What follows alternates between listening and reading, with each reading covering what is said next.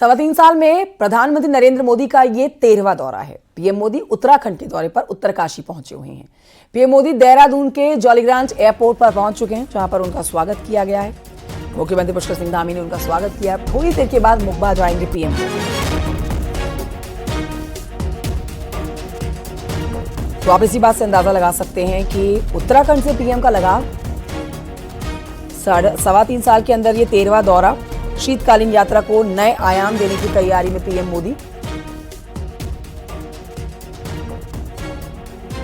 ये तस्वीरें आपको दिखा रहे हैं जॉलीग्रांट एयरपोर्ट पर पहुंचने के दौरान की तस्वीरें। प्रधानमंत्री नरेंद्र मोदी का स्वागत किया गया है मुख्यमंत्री पुष्कर सिंह धामी की तरफ से। तो फूलों का एक गुलदस्ता प्रधानमंत्री को सीएम धामी ने भेंट किया है।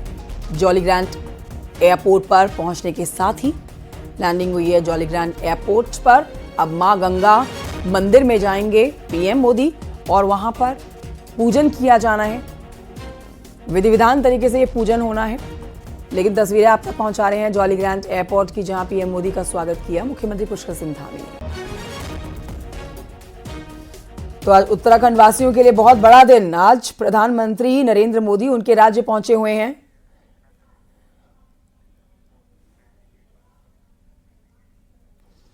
तो आपको हम आज पीएम मोदी के दौरे से जुड़ी हुई सारी जानकारियां दिखा रहे हैं आपके टेलीविजन स्क्रीन पर। आप देखिए, थोड़ी देर में मुकबा में होंगे पीएम मोदी, जहां पर पारंपरिक पोशाक पहनी जाने वाली है पीएम मोदी की तरफ से। और उनको पारंपरिक यहाँ की पोशाक तोहफे में भी दी जानी है। Time to time, minute to minute समझिए उनके कार्यक्रम को।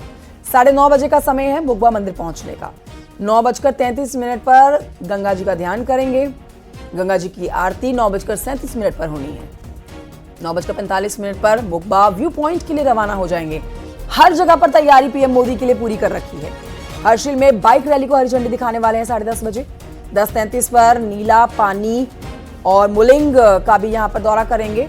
जादूंग जनकताल ट्रैक पर जाएंगे मंदिर में। लेकिन पूजा जो होनी है गणेश जी की और मां गंगा की, वो सुबह 9:30 बजे होनी है। यानी कि अब बहुत ही थोड़ा सा समय, क्योंकि जॉलीग्रांट एयरपोर्ट पर पहुंचने के दौरान उनकी स्वागत की तस्वीरें तो आपको दिखाई रहे हैं। साथ ही आपको बता देते हैं कि आज जिन जिन कार्यक्रमों में शिरकत करने वाले हैं पीएम मोदी, यहां पर तैयारियां पूरी कर रखी गई हैं और इन तैयारियों को बारीकी से देखा भी है अंतिम समय पर जाकर मुख्यमंत्री सीएम धामी ने। मुकबा की महिमा को आप समझ सकते हैं कि मां गंगा का मायका है मुकबा, जहां पीएम मोदी आप आज पहुंचे हुए हैं। उत्तरकाशी जिले में आता है ये मुकबा। समुद्र तल से ये 8000 फीट की ऊंचाई पर है। मां गंगा का शीतकालीन प्रवास है, जहां आज पीएम मोदी पहुंच रहे हैं। तो पीएम मोदी अब से थोड़ी देर के बाद मुकबा पहुंच जाएंगे। यहां पर मां गंगा की पूजा की जानी है और इसके बाद पीएम मोदी उत्तराखंड शीतकालीन पर्यटन और फिर स्थानीय उत्पादों की प्रदर्शनी को भी देखने जा रहे हैं। हम आपको बता देते हैं कि सुबह करीब 10:40 पर वो पैदल यात्रा भी करने जा रहे हैं और एक बाइक रैली को हरी झंडी दिखाने जा रहे हैं। साथ ही जानिए कि वो हर्षिल में एक जनसभा को संबोधित भी करेंगे। तो मिनट टू मिनट पीएम के कार्यक्रम की जानकारी आप ले रहे हैं। उत्तराखंड वासी और खासतौर पर मुखबा वासी आज बहुत ज्यादा उत्साहित अपने प्रधानमंत्री को अपने बीच पाके एक छोटी सी जनसभा को भी संबोधित करने जा रहे हैं पीएम मोदी। जो जानकारी मिल रही है, तैयारी पूरी कर रखी है उत्तराखंड प्रशासन की तरफ से पीएम मोदी के दौरे को लेकर।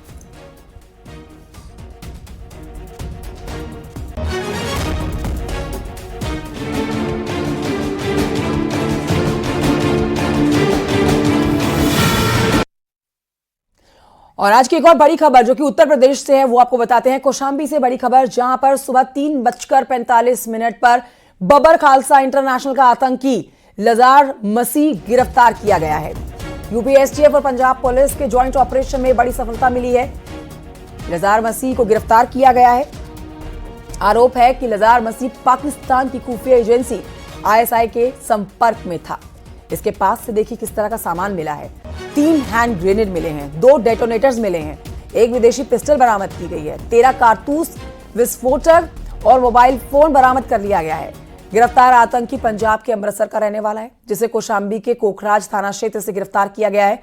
ये बड़ी सफलता आप कहेंगे यूपी एसटीएफ और पंजाब पुलिस के ज्वाइंट ऑपरेशन के द्वारा इस आतंकी को पकड़ने को लेकर। क्या क्या इससे मिला है और क्या प्रोफाइल है इस आतंकी का, वो आप देख सकते हैं। इस समय पुलिस की गिरफ्त में और इससे सवाल जवाब किए जा रहे हैं, क्योंकि बात यहां पर आकर अब ज्यादा चिंताजनक हो जाती है कि आगे ये किस तरह के आतंकी घटनाओं को अंजाम देने की फिराक में था। एक आपको ये भी जानकारी दे देते हैं कि उत्तर प्रदेश के धार्मिक स्थलों की सुरक्षा बढ़ा दी गई है।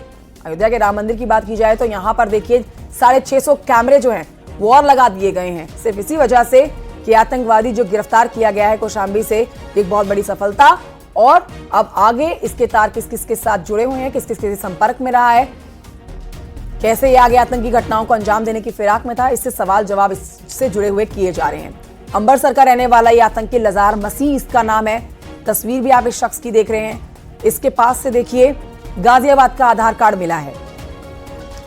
3 एक्टिव हैंड ग्रेनेड मिले हैं, जो यदि खुल जाते तो कितना बड़ा नुकसान पहुंचाते आप समझ सकते हैं। 2 एक्टिव डेटोनेटर्स मिले हैं। विदेशी पिस्टल बरामद की गई है। 13 कारतूस बरामद किए गए हैं। तो ये बड़ी सफलता यूपी एसटीएफ और पंजाब पुलिस के हाथ लगी है।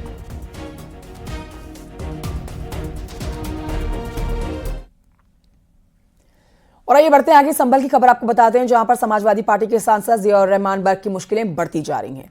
बगैर नक्शा पास कराए मकान बनाने के लेकर जो सबूत जुटाने के लिए एसडीएम कोच ने सांसद को जवाब देने के लिए आखिरी मौका दिया है।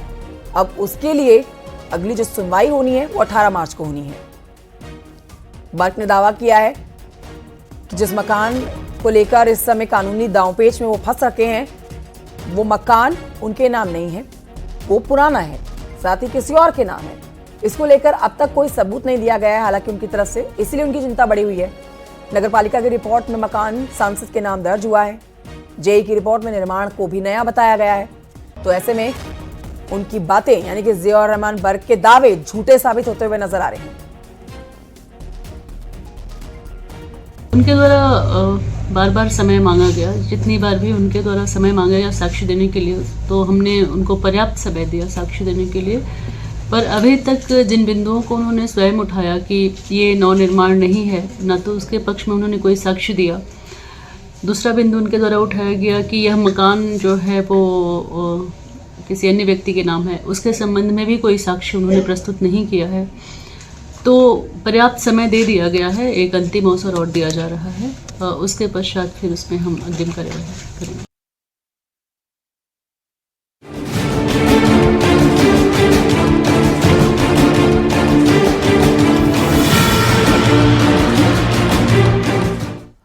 उधर संभल में 38 पुलिस चौकियां और आउटपोस्ट बन रहे हैं। 24 नवंबर को पत्थरबाजों की ओर से फेंके गए 6 ट्रॉली ईंट पत्थर से दीपासराय और हिंदूपुर पुलिस चौकियां बनने जा रही हैं। अभी हिंसा वाले इलाकों में ये चौकियां बनाई जा रही हैं।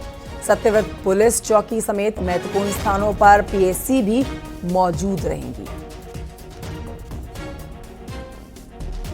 तो पत्थरबाजों के पत्थरों से ही अब चौकियां बनने जा रही हैं।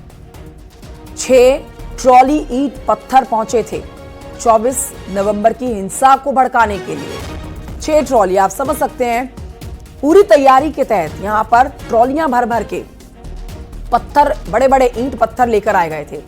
अब उन्हीं ईंटा और पत्थरों से पुलिस की चौकियां बन रही हैं। जनपद संभल में कुल 38 पुलिस आउटपोस्ट एवं अस्थायी पुलिस चौकियों का निर्माण करवाया जा रहा है, जिसमें चौकी दीपासराय, चौकी हिंदूपुरा खेड़ा, चौकी सत्यव्रत, चौकी खगूसराय, चौकी भोलेश्वर और उसके अलावा अन्य तमाम ऐसे आउटपोस्ट हैं जो कस्बा के अंदर एंट्री और एग्जिट को ध्यान रखते हैं। उसके अलावा जहां से उपद्रवियों ने 24 नवंबर को पथराव किया था, उन जगहों को भी मद्देनजर रखते हुए उनकी सुरक्षा व्यवस्था है उसको मजबूत किया गया है। जो पत्थर 24 नवंबर को उपद्रवियों द्वारा फेंके गए थे, वो 6 ट्रॉलियां बाद में नगरपालिका की कस्टडी में उनके द्वारा उठाई गई थी। उन्हीं ईंटा पत्थर का प्रयोग है पुलिस द्वारा चौकी दीपासराय और चौकी हिंदूपुरा खेड़ा को बनाने में पुलिस द्वारा किया जा रहा है। उसके अलावा शासन से प्राप्त लघु निर्माण का जो भी बजट है उसका भी उपयोग कर कुल 38 जगह पे आउटपोस्ट हैं ये तैयार करवाए। लखनऊ यूनिवर्सिटी के हॉस्टल की मेस में सब्जी में कीड़ा मिलने पर छात्रों में हंगामा मच गया, जिसके बाद छात्रों ने हॉस्टल के बाहर जमकर हंगामा किया। इस बीच मेस कर्मचारियों में भी झड़प हो गई। गुस्साए छात्रों ने खाने की थालियां फेंक दी और प्रोक्टोरियल बोर्ड की टीम ने मौके पर पहुंचकर मामले को शांत कराया। खाने वाले छात्रों का आरोप है कि खाने की गुणवत्ता लगातार खराब होती जा रही है और ये पूरा मामला विश्वविद्यालय के लाल बहादुर शास्त्री हॉस्टल का बताया जा रहा है।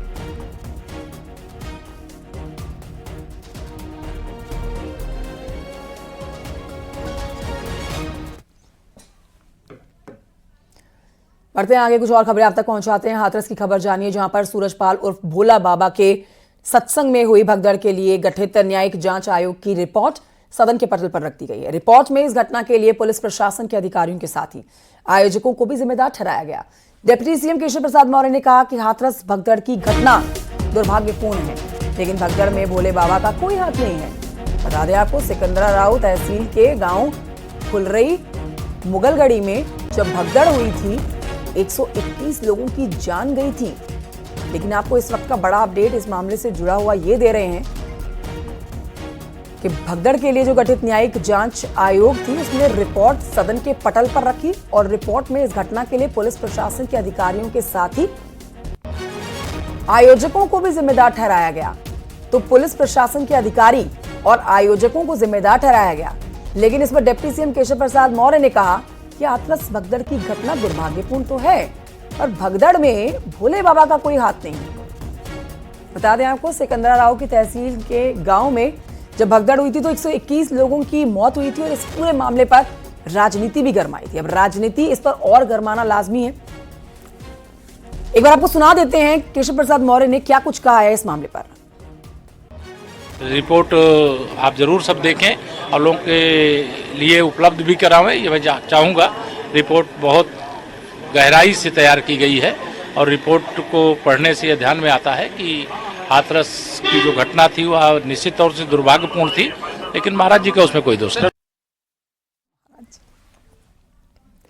उधर आगरा के ताजमहल में जलाभिषेक और पूजा अर्चना की मांग को लेकर कोर्ट में सुनवाई होने जा रही है। योगी यूथ ब्रिगेड के प्रदेश अध्यक्ष कुंवर अजय तोमर ने कोर्ट में याचिका दायर की, इसे लेकर सुनवाई होनी है आज।